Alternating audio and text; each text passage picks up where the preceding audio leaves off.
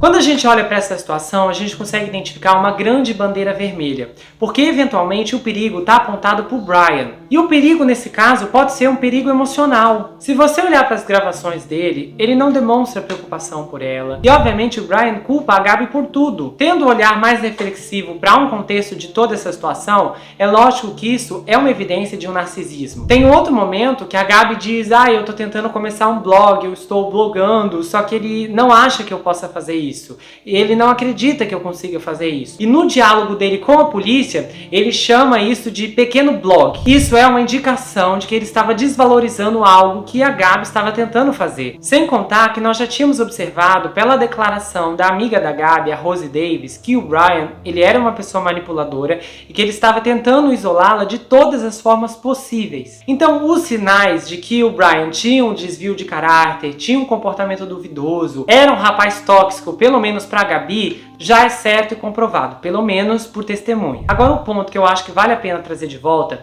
é um comentário que eu fiz lá na parte 6. Eu tinha concluído que em um momento, quando a polícia fala pro Brian que ele era uma vítima, considerando que ele tava com o olho marcado e tal, ele tava calminho, a Gabi tava descontrolada, então ele conseguiu manobrar ali toda a conversa e obviamente os policiais acreditaram que ele era o coitado. E quando a polícia fala: olha, você é a vítima, ele dá um sorriso. E eu disse naquele vídeo que talvez esse sorriso pudesse ser uma satisfação de ter enganado a polícia. Mas talvez esse sorriso possa ser outra coisa, e eu vou levantar outra teoria psicológica aqui. A pose tranquila do Brian pode não ser de uma tranquilidade natural, que inclusive alguns conseguem manter mesmo quando tudo está caindo. Talvez essa postura dele fosse uma postura de pôquer, de um blefe. E quando os policiais disseram essa frase inesperada que nem ele esperava, ele sorriu. E na verdade há uma grande possibilidade desse sorriso ser um sorriso de um nervoso temeroso. E isso pode ser validado à medida que os policiais passam a proferir a avaliação deles e o Brian começa a soltar algumas risadas. Que nesse caso, essas risadas podem ser vistas como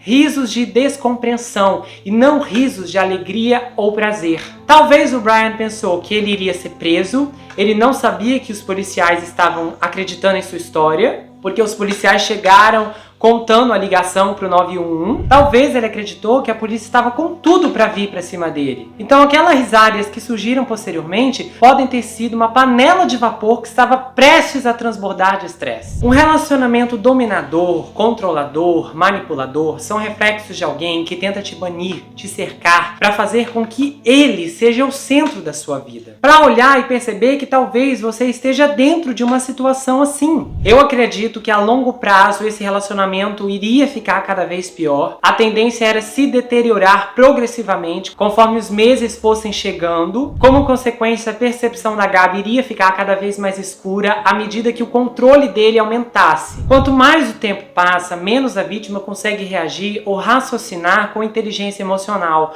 porque normalmente ela acredita que aquele indivíduo a ama e ela também o ama. E 80, 90% desses casos são consequências de escolhas. E agora eu vou explicar o que eu quis dizer com isso. Então eu vou dramatizar aqui para vocês entenderem todo o contexto. Se vocês saíssem hoje no encontro com um cara ou com uma moça que vocês não conhecem, que vocês nunca viram na vida, vocês de repente trocaram papo ali e decidiram marcar um encontro. E aí no primeiro encontro, ela ou ele te maltrata, age com grosseria, te desmerece, o que você faria? Você ia levantar e ia dizer: dá licença, eu não vou aceitar isso, eu tô indo embora, você precisa de ajuda, tchau. Agora vamos inverter um pouco essa situação. Vamos imaginar que esse lobo acabasse se disfarçando de ovelha e no primeiro encontro ele ou ela fosse maravilhoso, apresentasse apenas flores e pétalas para vocês. Esse indivíduo, esse lobo, ele não se revela, ele se esconde. Então ele ganha minha confiança e também parte do meu coração. Quando isso fica estabelecido, a farsa começa a regredir lentamente, sinais começam a aparecer. Sinais que, se fossem aparentes no primeiro encontro, com certeza não iriam ser tolerados. Mas agora eu negligencio porque eu estou envolvido. Eu desligo a minha opção de raciocínio e levo o barco para frente porque eu quero fazer dar certo. E é aí que você entra num buraco negro. E o destino dessas viagens são sempre incertos. E esse exemplo não é restrito a um relacionamento amoroso, mas a todos os tipos de relacionamento. Porque acredite, tem muitas amizades que também são assim. O meu objetivo aqui não é culpar a Gabi, mas é dizer que ela falhou lá atrás. E ela falhou consigo mesma. Ela falhou quando não não colocou a razão em primeiro lugar.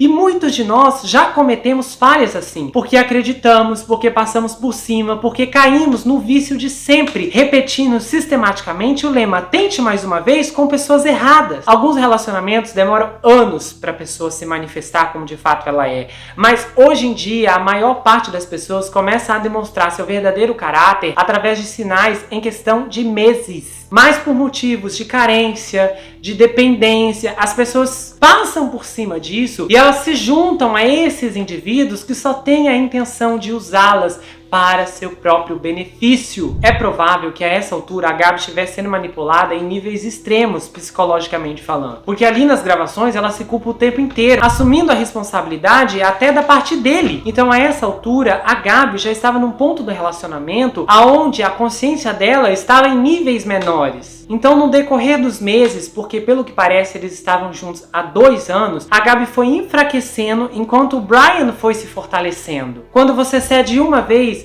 você passa a ceder às outras posteriores também. E eu sei que tem pessoas aqui que me assistem que sobreviveram à violência doméstica e cada caso é um caso e a sua história pode ter sido muito pior do que os eventos que antecederam o fim da Gabi. E normalmente os sobreviventes, eles são mais sensíveis porque eles sabem a dor que passaram, que sentiram e que viveram. Mas lembre-se que manipulação não é fórmula de bolo. A vítima, infelizmente, colabora com seu futuro ceifador através da codependência. Eu preciso dele, não posso ficar sem ele, ele me ama e ele vai mudar. Mentiras que elas e eles contam para si mesmo.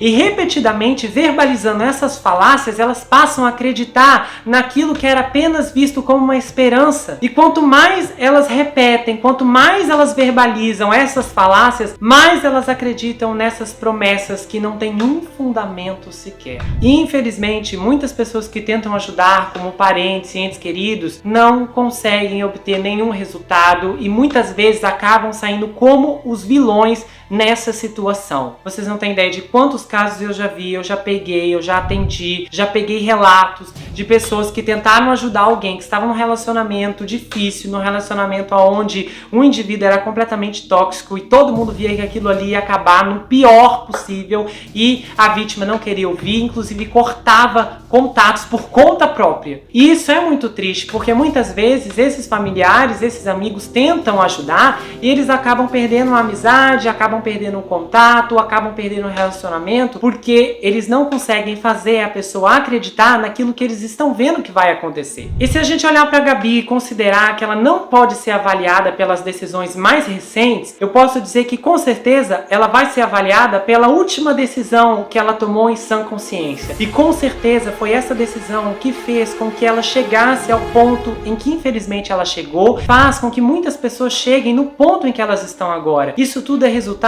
da precipitação nos relacionamentos, da queima de etapas, do ignorar os conselhos, de fazer as coisas por conta própria e do jeito que acha que deve. Eu não preciso ouvir ninguém, eu não preciso ouvir conselho, eu vou pelo meu coração e vai dar tudo certo. E infelizmente não dá. Existem vários padrões e multiformes quadros de eventos que acontecem diariamente. E a sua situação, ela nunca será igual ao de outra pessoa, mas pode ser idêntica ou ter traços semelhantes. E a história sempre se repete, com menos força ou com mais força. Mas o que acontece em todos os casos, sem qualquer exceção, é que é sempre a vítima que abre a porta do seu coração para o lobo entrar. E isso é inquestionável. Esses manipuladores, sejam homem ou mulher, eles nunca invadem o coração de ninguém. São as vítimas que abrem. São pessoas que no segundo encontro já dizem "eu te amo", pessoas que no terceiro encontro já vão morar junto, pessoas que no quarto encontro já estão engravidando, pessoas que apostam toda a sua vida no outro, sem sequer calcular as consequências. O que vai divergir entre todas as vítimas é que algumas delas têm mais tempo e outras não, algumas têm mais apoio e outras menos, e algumas não têm ninguém a quem podem recorrer ou pedir ajuda. Mas o meu recado hoje não é para quem é vítima de violência doméstica. Meu recado é para você que está prestes a entrar nessa roubada. Você tá vendo que esse namorado ou que essa namorada está passando os limites? Você tá vendo que ele tá querendo impor um regime chinês ou cubano? Nunca esqueço de uma moça há um tempo atrás que ela só abria o Facebook quando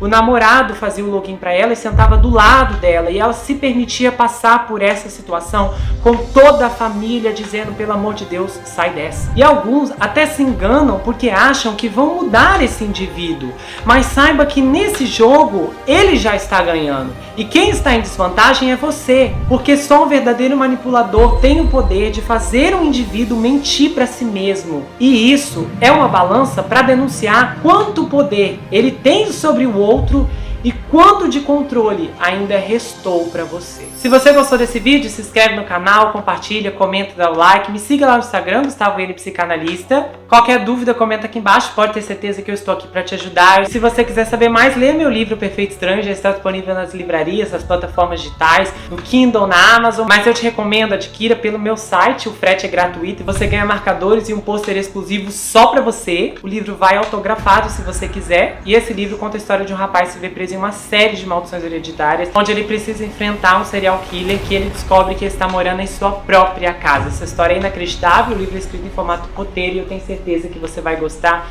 muito. Eu estou te esperando, estou te aguardando, a gente se vê no próximo vídeo e não se esqueça que aqui você sempre vai ter um amigo. Até mais, pessoal!